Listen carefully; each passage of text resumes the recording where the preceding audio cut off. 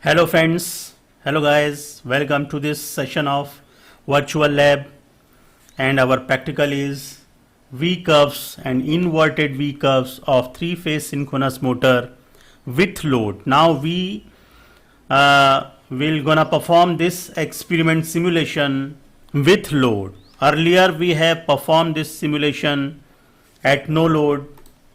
Now we have to perform this simulation on virtual lab with load. So circuit diagram is here, you are seeing on the screen. This is the circuit diagram where this is the synchronous motor. It is already given. Shaft of synchronous motor is shown here. Then there are three terminals brought out from the stator armature. Red, this is red wire, yellow wire, blue wire. All the three terminals from stator armature windings are brought out from the stator armature, and there is a power factor meter is connected.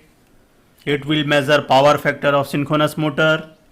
A meter is connected, voltmeter is in parallel. Then this is auto transformer. We can increase the level of voltage by using this auto transformer. So, and this is the three-phase supply connection. So this is the three-phase armature supply connected to stator armature of synchronous motor, and the top side circuit is the rotor field connections. This is rotor field supply. This is switch. We have to switch it on in order to get the supply. Then this is field rheostat. This is a meter which will read the field current, and this is the voltmeter which will read the field voltage. And these two terminals from rotor field windings. This is rotor field winding shown in here. Then a red wire and black wire. Two wires, these are the two wires, are brought out from the rotor field connections. So top side of the circuit is the rotor field circuit, and this middle circuit is the armature circuit, stator armature circuit, and this is the electrical load. This is the electrical load which we have to connect in the circuit in order to perform this practical with load. And this is the shaft of synchronous motor coupled with DC shunt generator. So guys, we have to, first of all, we will switch it on the armature supply of synchronous motor. So click on directly by clicking on it. So it will get the three-phase AC supply. So guys, now raise the value of voltage, increase the level of voltage by using this auto transformer until it reaches rated armature voltage, and that is 415 volt. So guys, you can see here in red there is the speed of synchronous motor on which it is running. Then again increase until it reaches to 415 volt, 415 volt, line to line armature rated voltage. So it has reached up to 415 volt. Okay, and the speed of synchronous motor is approximately close to 1500 rpm or synchronous speed. Now guys, connect the load. So by clicking on it, the electrical load, which is a resistive load, in each branch, here you can see in each and every branch resistive load is connected in parallel. So we have to switch it on in order to get this electrical load or resistive load in the circuit. So we have to connect, switch it on. Okay, DPST switch is off, and also connect this. Okay, now this will draw the current, load current. Okay, now you have to connect the DC supply by clicking on it and start increasing the value of field current. Okay, by increasing this, by decreasing the resistance, decrease the resistance of field rheostat. So current is increasing. Suppose keep it at 0.1 ampere and then store the reading and show the reading. So you have got the observation table here. Now here generator current is also shown. You can see here 6.29 ampere is the generator current, and which is drawn by the load. And as soon as you increase the current of field current, then also this electrical load will draw the high amount of current. Okay, now current, increase the current 1.16, then store and show data. You can see here, this is the second row of observation table. Power factor is increasing. Okay, earlier it was 0.21, then now it is at 0.30. Speed is constant at this level. Okay, line current is for 3.37 ampere, field voltage 28, field current is 0.16 ampere, then generator voltage is there, then again increase the current 0.22 ampere, then store data, show data, see the power factor, change in power factor, it becomes 0.42. Okay, again increase 0.3 ampere, store data, show data. Okay, generator current is 6.29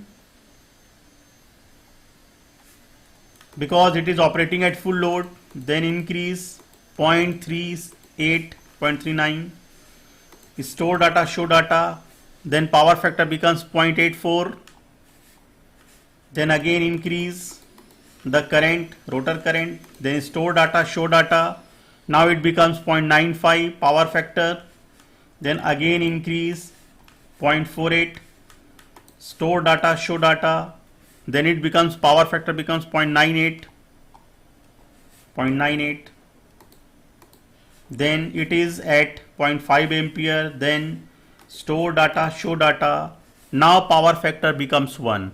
Okay, so these are the power factors during under excitation.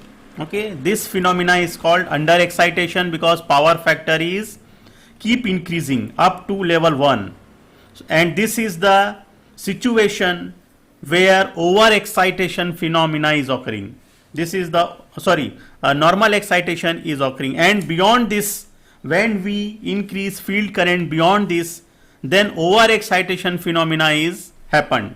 Okay, so now again increase the current from 0.5 to 0.58, then store data, show data, then power factor becomes poorer because over excitation phenomena is occurring. 0.62 something, then store data, show data, power factor becomes poorer, then 0.69 ampere rotor field current, store data, show data. Here you can see 0.69 ampere is the rotor current, field current. Now over excitation phenomena is occurring. Then again increase the current 0.76 ampere, store data, show data, then power factor keeps decreasing 0.81, store data, show data, power factor keeps decreasing, then again 0.87 ampere rotor field current, store data, show data, 0.87 is rotor field current. Okay, then speed is constant 1500 rpm, then power factor becomes 0.58 because this is the situation where over excitation phenomena is occurred. Then 0.93 ampere, store data, show data, then 0.52, then again increase the value up to 1, then power factor becomes 0.43. So we will get again increase 1.09 ampere, then show data. So we will get different rows, so many rows of observation table. As long as we keep increasing the level of field current, 1.13 ampere it becomes, then power factor becomes, see here, 0.29. This is the observation table. See, these are the rows, different rows. This phenomena is under excitation and this is normal excitation, and beyond this over excitation phenomena is occurring. And we can go last value, we can take 1.22. Beyond this value you cannot increase the value of rotor field current. Store data and then show data. Okay, then power factor becomes 0.24 ampere. So now draw the field current versus armature current graph. Now this is the V curve. So we got here, this is the V curve between field current and armature current. So this is the field current on x-axis, on y-axis armature current is there, and it looks like the English alphabetical letter V. That is why it is called V curve.